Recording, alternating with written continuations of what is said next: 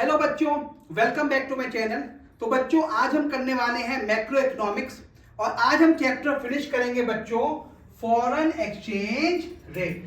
तो पहले समझते हैं बच्चों फॉरेन एक्सचेंज और फॉरेन एक्सचेंज रेट क्या होता है।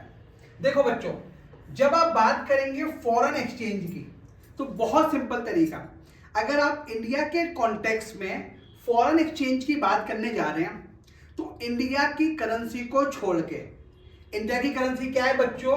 रुपीज।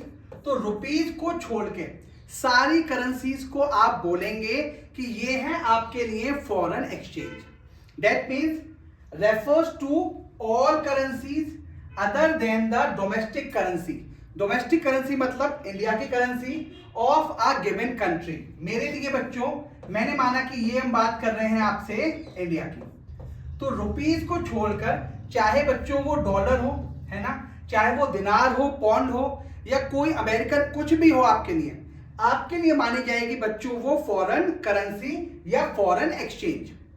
हमारे होम कंट्री को छोड़ के, यानी गिवन कंट्री इंडिया, रुपीज को छोड़कर सब कुछ है बच्चों आपका foreign exchange. Second, I hope समझ आया होगा। अब मैं बात कर रहा हूं बच्चों फॉरेन एक्सचेंज रेट। आप सोचो, ध्यान से समझो। लेट्स से आप घूमने के लिए जा रहे हो सिंगापुर, देख रहे हो बेटा आपको सिंगापुर भेज रहा हूं मैं। एग्जाम खत्म हुए ये वाले आपके अकाउंट्स का और इको का, इसके बाद बीएसटी का एग्जाम देके आप जा रहे हो सिंगापुर। क्या सिंगापुर में आप रुपीज चला पाएंगे? वहां की करेंसी क्या है बच्चा? सिंगापुरियन डॉलर है वहां पे, तो रुपीज वहां काम ही नहीं आएगी। इसका मतलब सबसे पहले आपको अपने रुपीज को कन्वर्ट करना पड़ेगा सिंगापुर की करेंसी के हिसाब से। जिस रेट पे आप कन्वर्ट करते हैं, लेट्स से सिंपल बात करता हूं कि रुपीज 50 में आपको सिंगापुरियन डॉलर मिलता है, ठीक है बेटे।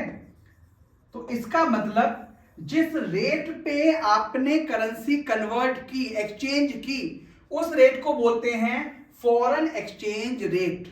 Rate refers to the rate at which one currency is exchange for the other. यानी बहुत सिंपल, आपने 50 रुपए देके एक सिंगापुरियन डॉलर लिया, 80 रुपए देके लेट्स से आपने क्या लिया बच्चों? आपने लिया एक डॉलर, अमेरिकन डॉलर। तो जिस रेट पे 80 रुपए में कन्वर्ट हुआ, तो इस रेट को क्या बोलेंगे बेटे? इस रेट को बोलेंगे फॉरेन एक्सचेंज रेट। या मैं ऐसे भी लिख सकता हूं, जब आपने रुपीज 50 की बात करी तो यहां पे लेट्स से आया $1। अगर आप रुपीज 1 की बात करते हैं तो यहां पे कितना आएगा बेटा? 1/50। तो चाहे होम करेंसी को अदर करेंसी में क्या करें, फॉरेन करेंसी में आप कन्वर्ट करें, या फॉरेन करेंसी को इंडियन करेंसी में कन्वर्ट करें होम करेंसी में, उसको बोलेंगे foreign exchange rate. I hope दोनों चीज क्लियर हो गई होंगी बेटा। फॉरेन एक्सचेंज का मतलब होम करेंसी के अलावा सारी करेंसी, और जिस रेट पे आप कन्वर्ट करते हैं, एक्सचेंज करते हैं अपनी करेंसी दूसरे देश की करेंसी से, उसको बोलते हैं फॉरेन एक्सचेंज रेट। अगला, currency appreciation, most important term, और यहां है करेंसी डेप्रिसिएशन। बेटा देखो, एप्रिसिएशन का मतलब बहुत सिंपल सा है। एप्रिसिएशन का मतलब होता है बेटा इंक्रीज। अगर आपने 12th में पढ़ा होगा बेटा पार्टनरशिप वाले केसेस में, appreciation depreciation refers to increase in the value of domestic currency.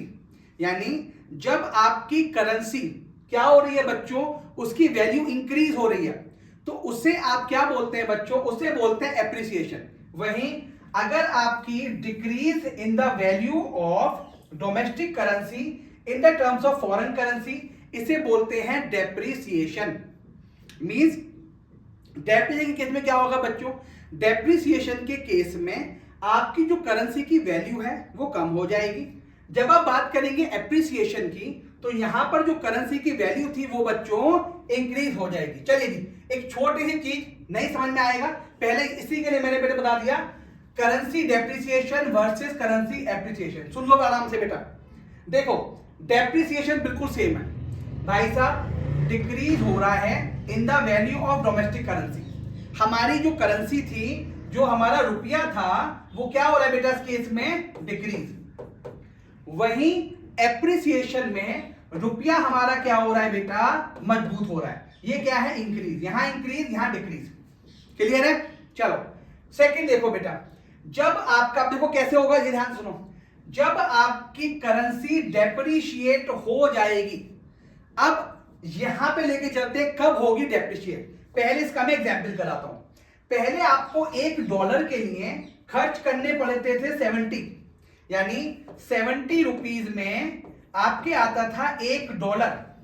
अब 74 रुपीज में आता है $1। इसका मतलब क्या हुआ बेटा, आपको ज्यादा पैसे खर्च करने पड़ रहे हैं $1 को रिसीव करने के लिए। इसका मतलब आपकी जो वैल्यू थी वो हो गई decrease in the value of foreign currency, नहीं domestic currency, in terms of foreign currency. 70 की जगह 74 खर्च कर रहे हो, तो मतलब क्या हो गया बेटा, ज्यादा पैसे खर्च कर रहे हो। अगर ज्यादा पैसे खर्च कर रहे हो तो किसको फायदा होगा, फायदा होगा बच्चों एक्सपोर्ट वालों को। एक्सपोर्ट वाले कहेंगे जी मुझे मिलने थे $1000, अगर 70 के रेट से करोगे मिलेंगे 70,000, 74 के रेट से करोगे 74,000। इसीलिए वर्ड लिखा हुआ है it leads to increase in export. Export यहां पे क्या होगा, ज्यादा। सेकंड केस देखो, जब हम बात करेंगे एप्रिसिएशन की, यहां पे क्या था, अमाउंट थोड़ी सी चेंज करता हूं बेटे। पहले आपको $1 के लिए खर्च करते थे 74, भाई साहब 74 रुपए दो, $1 ले जाओ। अब $1 खर्च करने के लिए आपको खर्च करने पड़ते हैं सिर्फ 70। अगर 70 रुपीज आपको खर्च करने पड़ते हैं तो आपका रुपया मजबूत हो रहा है। अगर रुपया आपका मजबूत हो रहा है, पहले कितने थे बेटे 74, अब 70, इसका मतलब जब आप इंपोर्ट करेंगे तो आपको कम पैसा खर्च करना पड़ेगा। क्यों, 74 का 70, तो यहां पे क्या आता है बच्चों, इंपोर्ट। इसका मतलब अगर आप बात सिंपल वन लाइनर, जब आप बात करोगे डेप्रिसिएशन की, सर यहां पे आएगा decrease in the value of domestic currency, और यहां आएगा बच्चों increase in the value of domestic currency. यहां पे एक्सपोर्ट इंक्रीज होगा, ये किसकी बात करेगा बच्चों, एक्सपोर्ट की, और ये किसकी बात कर रहा है बच्चों, इंपोर्ट की। थर्ड, जब डॉलर का रेट कितना हो गया बेटा, 70 से 74 डिक्रीज, पैसे बढ़ रहे, कंफ्यूज मत करना एग्जाम में, ज्यादा पैसे खर्च करने पड़ रहे हैं डेप्रिसिएशन, कम पैसे खर्च करने पड़ रहे हैं तो बेटे एप्रिसिएशन। डन, डन है। चलिए नेक्स्ट देखते हैं बेटे, types of foreign exchange rate. अब आपने पढ़ लिया बच्चों इतना सारा कि एक्सचेंज रेट क्या होता है, जिस रेट पे आप करेंसी को कन्वर्ट करते हैं, या जिस रेट पे आप अपनी करेंसी को दूसरी करेंसी से क्या करते हैं बच्चों, दूसरी करेंसी से एक्सचेंज करते हैं। कितने टाइप का होता है, बहुत आराम से बता रहा हूं बेटा। फर्स्ट है फिक्स्ड, दूसरा है फ्लेक्सिबल। फिक्स से खुद ही समझ में आ रहा है बेटा आपको, fix by the government. Government कह रही है भाई साहब कि आपको $1 के लिए 80 रुपए खर्च करने हैं, अब ये रेट फिक्स कर दिया, 80 रुपए दो, $1 लेके चले जाओ। refers to a system in which rate of exchange for currency is fixed by the government। ये पहले होता था लिबरलाइजेशन से पहले, अब चलता है फ्लेक्सिबल। फ्लेक्सिबल को मैं एक लाइन में समझाता हूं आपको, फ्लेक्सिबल इज गूगल रेट, यानी जब आप अपने गूगल पे जाते हैं और रेट सर्च करते हैं $1 कितने रुपए, कहां से सर्च करते हो, गूगल से, तो ये बात करता है बेटे refers to a system in which rate of exchange is determined by the forces of demand and supply। Demand supply का मतलब क्या हो गया, मार्केट। ठीक है जी, तो ये किसकी बात करेगा, मार्केट की। थर्ड एक और कंडीशन होती है बेटे, manage floating rate system.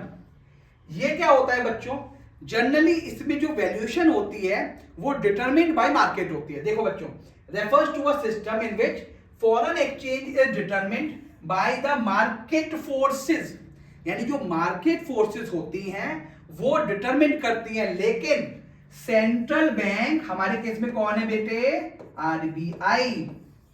RBI is a key participant to stabilise the value of currency in the case of extreme appreciation और डेप्रिसिएशन। यानी फिक्स में बात किसकी हुई बच्चों, सर गवर्नमेंट की बात करी। फ्लेक्सिबल में किसकी बात हुई बच्चों, मार्केट की बात हुई। जब आप बात करेंगे मैनेज फ्लोटिंग रेट सिस्टम की इसका जो रेट है वो तो बेटा फाइनल होता है मार्केट से, लेकिन अगर दिखता है कि ज्यादा एप्रिसिएशन, और आपने बहुत अच्छे से पढ़ा है भी, क्या होता है एप्रिसिएशन, कि भाई साहब आपकी वैल्यू क्या होती है बेटा, इंक्रीज, डेप्रिसिएशन डिक्रीज। अगर ज्यादा फ्लक्चुएशन होता है तो फिक्स कौन करेगा बेटा, आरबीआई।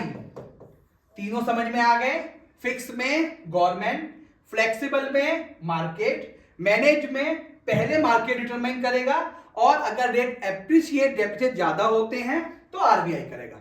डन। चलिए जी, अब बच्चों एक इंपॉर्टेंट टॉपिक आपको बता रहा हूं, डिवैल्यूएशन और रीवैल्यूएशन। देखो बच्चों ध्यान सुनना जो बोलना चाह रहा हूं मैं। जो एप्रिसिएशन और डेप्रिसिएशन होता है वो कहां होता है बेटा, एप्रिसिएशन और डेप्रिसिएशन आपको दिखाई देता है बेटा फ्लेक्सिबल में। यानी जब आप बात करेंगे फ्लेक्सिबल की, तो फ्लेक्सिबल रेट में क्या होता है बेटा, फ्लेक्सिबल रेट में होता है डेप्रिसिएशन और होता है आपका एप्रिसिएशन। ठीक है, क्योंकि रेट, इसका मतलब रेट अपने हिसाब से डिसाइड कर रहा है, मार्केट डिसाइड करता है कि आपकी करेंसी एप्रिशिएट होगी या आपकी करेंसी डेप्रिशिएट होगी। वहीं जब आप बात करेंगे फिक्स रेट की, किसकी बात करेंगे बेटा, फिक्स रेट। फिक्स रेट में बेटा कौन आता है, फिक्स में आती है गवर्नमेंट। अब क्या होगा बेटा, गवर्नमेंट करेगी वैल्यू में कमी तो उससे बोलेंगे डिवैल्यूएशन, और गवर्नमेंट उस वैल्यू को बढ़ा रही है उसको बोलेंगे बेटे क्या, उसे बोलेंगे रिवैल्यूएशन। दैट मींस जब भी डिवैल्यूएशन सुनोगे, डिवैल्यू, डिवैल्यू क्या होगा, reduction in the value of domestic currency by the government. In this case exchange rate is increase. कैसे भाई साहब, कोई चीज पहले मिलती थी $1, कितने का मिलता था, 70 का, अब $1 के लिए खर्च करने पड़ रहे हैं 74। याद करो बेटे, जब ज्यादा पैसे खर्च करने पड़ेंगे तो क्या हो रही है, आपकी करेंसी कम, रेट बढ़ गया। तो डिवैल्यूएशन कौन करता है बेटा, गवर्नमेंट, और डेप्रिसिएशन कौन करता है बेटा, ये करती है market. Revaluation refers to increase in the value of domestic currency. पहले आपको खर्च करने पड़ते थे $1 के 80 रुपीज, अब खर्च करने पड़ते हैं 75। क्या हो रहा है बच्चों, ये हो रहा है कुछ कुछ एप्रिसिएशन। लेकिन जब आप बात करेंगे मार्केट के हिसाब से उसे बोलते हैं एप्रिसिएशन, और जब ये काम गवर्नमेंट करती है तो उसे बोलते हैं रीवैल्यूएशन। इसका परफेक्ट एग्जांपल है बच्चों जापान। तो अगर आप जापान की करेंसी देखेंगे तो जापान ने अपनी करेंसी को डीवैल्यू करा। आज की डेट में भी हमारा रुपया जापान से ज्यादा स्ट्रांग है, लेकिन जापान है डेवलप कंट्री और हम हैं डेवलपिंग कंट्री। तो डिवैल्यूएशन करके आप क्या करना चाहते हैं, डिवैल्यूएशन करके आप ज्यादा से ज्यादा एक्सपोर्ट की बात करते हैं। देखिए बेटे, जब हमने बात की थी डेप्रिसिएशन की तो एक्सपोर्ट की बात करी आपने, सेम टू सेम यहां पे। सर समझ में आ गया हमारे, जब हम बात करेंगे डिवैल्यूएशन रिवैल्यूएशन की, गवर्नमेंट अगर गवर्नमेंट रेट कम करती है बेटे या करेंसी की वैल्यू डाउन करती है तो उसे डिवैल्यूएशन, हाई करती है अपनी वैल्यू को उसे बोलते हैं रिवैल्यूएशन। ठीक है, जब गूगल रेट या जब मार्केट किसी भी वैल्यू या करेंसी की वैल्यू को कम करता है उसे बोलते हैं डेप्रिसिएशन, और जब अप करता है उसे बोलते हैं एप्रिसिएशन। अब बच्चों मैंने आपके लिए लिखा है बच्चों यहां पे डिवैल्यूएशन और डेप्रिसिएशन का फर्क ऑलरेडी मैंने आपको बता दिया, सिर्फ समझाता हूं। यहां देखिए डिवैल्यूएशन क्या होता है बेटा, डिवैल्यूएशन आप करते हैं फिक्स एक्सचेंज रेट में। किस पे करते हैं, फिक्स एक्सचेंज रेट में, बताया था अभी। वहीं डेप्रिसिएशन आप किस पे करते हैं बेटे, डेप्रिसिएशन आप करते हैं फ्लेक्सिबल एक्सचेंज रेट रिजीम। यानी जब आप फिक्स की, यहां फॉरन नहीं है बेटा, ये है फ्लेक्सिबल, तो जब आप फ्लेक्सिबल की बात करते हैं डेप्रिसिएशन, फिक्स की बात करते हैं डिवैल्यूएशन। सेकंड, डिवैल्यूएशन के केस में डिवैल्यू करता है गवर्नमेंट, बताया था, और वहां कौन करता है, मार्केट फोर्सेस। दोनों चीज क्लियर है। थर्ड केस एक्सचेंज रेट, ये है फिक्स रेट और ये है फ्लेक्सिबल रेट, ठीक है। वहां पे उसने क्या बताया था बेटा, डेप्रिसिएशन में reduction in the price of domestic currency, वहां पे भी होता है deduction, refers to deduction in price of foreign domestic currency under flexible regime. तो यहां पे भी डिक्रीज, वहां पे भी डिक्रीज, यहां पे क्या है फिक्स रेट, वहां पे है फ्लेक्सिबल रेट, यहां पे गवर्नमेंट, वहां पे market forces. I hope clear हो गया होगा बेटा। चलिए जी नेक्स्ट पे आते हैं बच्चों, ये एग्जाम में आ सकता है, ध्यान से लिख के आना बेटा इसको। एक और इंपॉर्टेंट टॉपिक आपकी बुक का, that is fix exchange rate versus flexible exchange rate. इतनी सारी बातें कर ली अभी हमने, फिक्स फ्लोटिंग। अब देखो बेटा फिक्स और फ्लेक्सिबल में क्या होता है, मैंने हालांकि पूरी तरीके से अंडरलाइन कर रखा है, सिर्फ अंडरलाइन वाले वर्ड पढ़ेंगे हम। पहला, फिक्स रेट कौन करता है बेटा, फिक्स रेट करती है, यहां पे रेट फिक्स कर रही है गवर्नमेंट, और वहां पे फिक्स कौन कर रहा है बेटा, forces of demand and supply. Done. Second बेटा, गवर्नमेंट का कंट्रोल, यहां पे कंप्लीट गवर्नमेंट कंट्रोल है और यहां पे कोई गवर्नमेंट कंट्रोल नहीं है। क्यों, वहां पे है बच्चों forces of demand and supply. Next करते हैं बेटे थर्ड, स्टेबिलिटी, यहां पे जनरली स्टेबल होते हैं प्राइसेस क्योंकि गवर्नमेंट के पास है, वो कीप्स ऑन चेंजिंग, क्यों, वो है बेटा मार्केट के पास, और मार्केट का नेचर होता है चेंज होते रहना। नेक्स्ट करते हैं बेटे फोर्थ पे आते हैं, फॉरेन एक्सचेंज रिजर्व, यहां पे मेंटेन करने, क्योंकि ये काम करता है गवर्नमेंट, और अगर गवर्नमेंट को ये रेट फिक्स करने हैं तो गवर्नमेंट के पास लार्ज स्टॉक होना चाहिए फॉरेन रिजर्व का, foreign exchange reserve, to maintain the fix rate. यहां पे नॉट रिक्वायर्ड, क्योंकि सारा काम मार्केट के भरोसे। फिफ्थ, इंक्रीज और decrease in the value of domestic currency, मैंने आपको समझाया था फिक्स एक्सचेंज रेट में क्या होता है, डिवैल्यूएशन और रिवैल्यूएशन, दोनों पढ़ चुके हैं।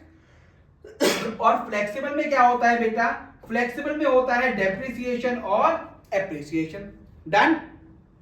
तो सिंपल, अगर फिर से रिवीजन में मारते हैं इसको, यहां पे पढ़ा हमने फिक्स और फ्लेक्सिबल, भाई साहब ये गवर्नमेंट कर रही है, वो मार्केट सप्लाई होता है, यहां पे गवर्नमेंट का कंट्रोल है, वहां पे कंट्रोल नहीं है, यहां पे स्टेबिलिटी है, वहां पे स्टेबिलिटी नहीं है बच्चों। ये फॉरेन एक्सचेंज रिजर्व, यहां पे जरूरत पड़ती है, यहां पे कोई जरूरत नहीं है। इसमें आते हैं डिवैल्यूएशन और रिवैल्यूएशन, उसमें आते हैं डेप्रिसिएशन और एप्रिसिएशन। इससे पहले क्या बताया था बेटा, डिवैल्यूएशन और डेप्रिसिएशन। डेप्रिसिएशन क्या था, refers to the reduction in the value, क्या लिखा था बेटा, reduction in the value of domestic currency in flexible rate, यहां पे भी चेंज हो रहा है बट फिक्स रेट, यहां पे गवर्नमेंट करती है ये, वहां पे मार्केट फोर्सेस, और ये फिक्स रेट में, वो फ्लेक्सिबल में। आई होप दोनों क्लियर हो गए होंगे, दोनों ही आपके इंपॉर्टेंट हैं। यहां पे लिखने में कुछ दिक्कत है, राइज, यहां पे राइज हटाएंगे आप, यहां लिखेंगे डिडक्शन। ओके, डेप्रिसिएशन और डिवैल्यूएशन, इनको मैंने ऑलरेडी आपको बता चुका था बेटा, मैं हमने बात की थी डेप्रिसिएशन, तो यहां पे ये वाली चीज लेके जाएंगे बेटे आप, और जब आप बात करेंगे डिवैल्यूएशन की बच्चों, तो डिवैल्यूएशन में बच्चों आप ये डेफिनेशन लिखेंगे। डन है बच्चों।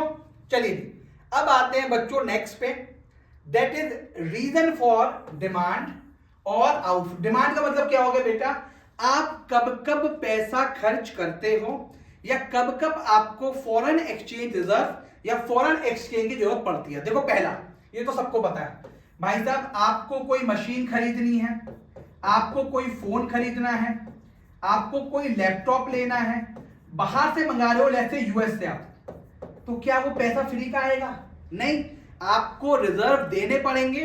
देने का मतलब क्या हो गया, आउटफ्लो। तो डिमांड और आउटफ्लो को आप एक जैसा मानेंगे। पहला, इंपोर्ट करने के लिए चाहिए, आपको बाहर घूमने जाना है, जैसे एग्जाम के बाद चलेंगे बच्चों सिंगापुर, तो सिंगापुर जा रहे हो आप, टूरिज्म करने के लिए चाहिए। अगला, यूनिलैटरल ट्रांसफर, आपके मदर फादर या जैसे आपका ब्रदर, वो बाहर रहते हैं, आप उनको पैसा भेजना चाह रहे हैं, तो ये भी क्या होगा, पैसे जाएंगे।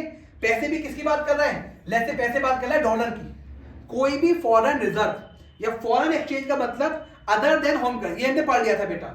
यहाँ पे होम करेंसी की बात नहीं करेगा, बाकी सबकी बात करेगा, ठीक है। अगला, आपको कोई एसेट परचेज करनी है, आप चार्टर्ड अकाउंटेंट बन गए, अच्छे एमबीए बन गए आप, अब आप जाके यूएस में जाके एसेट परचेज कर रहे हो और मुझे अपने यहाँ पे इनवाइट कर रहे हो बेटा, तो परचेज ऑफ एसेट कर रहे हो तब भी चाहिए। स्पेकुलेशन, अगर आपको लगता है कि नियर फ्यूचर में यूएसडी का रेट इंक्रीज होने वाला है, क्या होने वाला है बेटे, इंक्रीज, तो आप खरीद के रख लोगे उसको कि पैसे पर, जैसे रेट है भी 80 और आपको पता लगता है कि रेट 100 हो जाएगा तो खरीद लोगे इसको आप। और लास्ट है बच्चों, आपने कोई रीपेमेंट करना है अपने लोन का, तो उसके लिए भी क्या चाहिए बेटे, आपको चाहिए फॉरेन एक्सचेंज। इसका मतलब जब आप डिमांड और आउटफ्लो की बात करेंगे, यहां पे आपको फॉरेन एक्सचेंज रिक्वायर्ड है। क्या है रिक्वायर्ड बेटे, पैसा चाहिए। कब कब चाहिए, फिर पढ़ा था हमने, अगर आप इंपोर्ट कर रहे हो, टूरिज्म कर रहे हो, स्पेकुलेशन मतलब होता है सट्टेबाजी, स्पेकुलेशन कर रहे हो, कोई एसेट्स परचेज कर रहे हो, कोई रीपेमेंट कर रहे हो लोन का बच्चों आप, या कोई यूनाइटेड ट्रांसफर कर रहे हो, तो उसके लिए क्या चाहिए बेटा, आपको पैसा चाहिए। नेक्स्ट इसके लिए स्लाइड है बच्चों, आपको सप्लाई, और सप्लाई को बोलेंगे आप इनफ्लो। कब आपका इनफ्लो होगा, पहला इंपोर्ट की जगह एक्सपोर्ट करेंगे, यहां पे फॉरेन एक्सचेंज आएंगे, लिख लेना बेटा, कहीं कंफ्यूज मत करना, यहां पे आएंगे और यहां पे जाएंगे, ठीक है। चलो जी, कब कब चाहिए बेटा आपको इनफ्लो, कब कब आएगा, आपने एक्सपोर्ट करा पैसा आएगा। फॉरेन इन्वेस्टमेंट, कहीं विदेशी कंपनी ने इंडिया में इन्वेस्ट करा, पैसा आएगा, जिसे बोलते हैं आप एक कैम में एफडीआई, ऑटोमेटिक रूट, ये भी पढ़ेंगे बाद में हम, तो एफडीआई कर रहे हो। अगला रेमिटेंस फ्रॉम अब्रॉड, ठीक है, माता पिता यहां रहते हैं, बच्चे ने वहां से पैसे भेजे, ये भी आएगा। स्पेकुलेशन, आपको लगता है बेटे क्या कि अब रेट यूएसडी का रेट घटने वाला है, यूएसडी अब घट जाएगी, तो आप क्या करोगे, जितने भी यूएसडी होंगे कर दोगे बेटा उनको, है ना। अगला लोन, आपने लोन ले लिया बेटा, या आपको ग्रांट और डोनेशन आए फ्रॉम अब्रॉड के, तो इस वाले केस में जब आप इनफ्लो की बात करेंगे या सप्लाई की बात करेंगे, यहां पे आपके पास फॉरेन एक्सचेंज आएंगे, और पीछे वाले केस में जब डिमांड की बात करेंगे तो जाएंगे। डिमांड का मतलब आउटफ्लो, सप्लाई का मतलब इनफ्लो, ठीक है बच्चों। चले लास्ट शीट पे आते हैं बेटा। अब देखो ये इक्विलिब्रियम एक्सचेंज रेट, सीधा क्वेश्चन एग्जाम में सीधा इसी से आ जाता है। ऐसा रेट, ऐसा लेवल जहां पे आपके डिमांड और सप्लाई इक्वल हैं, देख लो बेटा, नेक्स्ट टू इम्पॉसिबल होता है, लेकिन फिर भी हम मानते हैं कि होगा कभी ना कभी possible. Demand is equal to, equilibrium exchange rate is determined at a level where demand for foreign exchange is equal to supply, ठीक है। Foreign exchange market, wow, foreign exchange market एक ऐसा मार्केट जहां पे फॉरेन करेंसी की खरीद फरोख्त करी जाती है, हिंदी देख लो बेटे मेरी आप, यानी जहां पर foreign exchange, foreign currency sold या परचेज करी जाती है, ऐसे मार्केट को आप बोलते हैं foreign exchange market. Foreign exchange market is the market in which foreign currencies, कौन सी currency, foreign currencies other than home currency are bought and sold। Next लिखा है बेटा मैंने यहां पे आपको, function of foreign exchange market. जो फॉरेन एक्सचेंज मार्केट था जहां पे करेंसी खरीदी बेची जा रही है, उसका फंक्शन क्या क्या होता है, 3 फंक्शन। पहला ट्रांसफर फंक्शन, इमीडिएट, यानी किसकी बात कर रहा है बेटा, इमीडिएट। इमीडिएट का मतलब sir bill of exchange, bank draft और टेलीफोनिक ट्रांसफर। तो ये सारे के सारे ट्रांसफर, आपने सेल करा अभी पैसे तुरंत आ गए, परचेज करा अभी आपने पैसे अभी चले गए। सिंपल तरीका, यहां से मैंने माल कहीं यूएस भेजा और उनको मैंने बैंक ड्राफ्ट दे दिया, सीधा पैसे चले गए। कहीं मैंने माल परचेज करा, उनको ड्राफ्ट दिया, काम खत्म, यानी यहां पे बात होगी इमीडिएट। सेकंड देखेंगे बेटा, सेकंड इज क्रेडिट। क्रेडिट का मतलब क्या हो गया बेटा, उधार, इसका मतलब क्या हो गया? नकद। उधार का मतलब आपने कोई बिल ऑफ एक्सचेंज दे दिया जिसकी मैच्योरिटी लेस से 3 महीने बाद, 2 महीने बाद या अगर कोई ऐसा आपने दे दिया इंस्ट्रूमेंट जिसकी मैच्योरिटी बाद में, तो उसे क्या बोलेंगे? उसे बोलेंगे क्रेडिट फंक्शन। सर, पहला होता है ट्रांसफर फंक्शन, यानी आपने परचेज करा, पेमेंट कर दी, सेल हुआ, पैसे आ गए, इमीडिएट ट्रांसफर। सेकंड क्रेडिट, आपने कोई माल उधार बेचा, अभी आपने सेल करा, पैसे 2 महीने 3 महीने बाद आएंगे। ठीक है। थर्ड होता है बेटा हेजिंग। थर्ड, इन दोनों का एक तरीके से मिक्सचर आपको दिखाई देगा। क्या होता है हेजिंग में?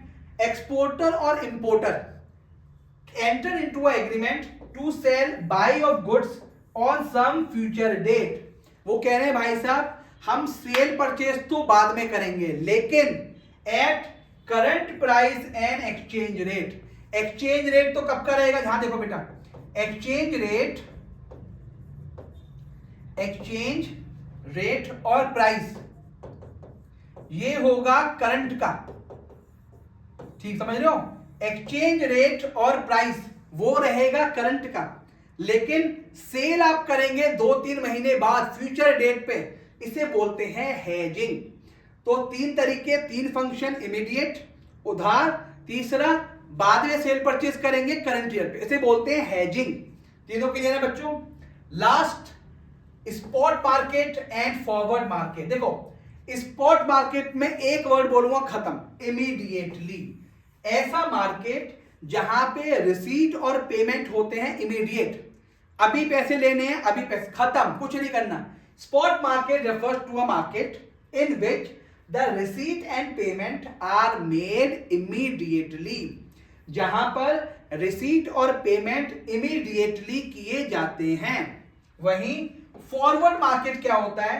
Forward market refers to the market in which, देखो बच्चों, सेल और परचेज ऑफ फॉरेन करेंसी किस पे होते हैं? Specified future date at a agreed price. कुछ हेजिंग जैसा, यानी हेजिंग कहां पे आएगा? इमीडिएट में नहीं आएगा, यहां पे। फॉरवर्ड मार्केट में क्या होगा?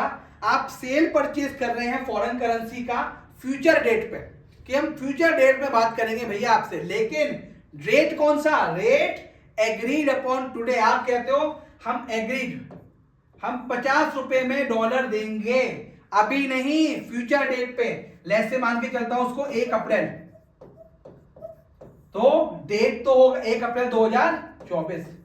ठीक है बेटे? तो जैसे आज जो डेट है 15, तो वहां से अलग डेट पे, तो 1 अप्रैल को आप 50 रुपए का डॉलर प्रोवाइड कराएंगे।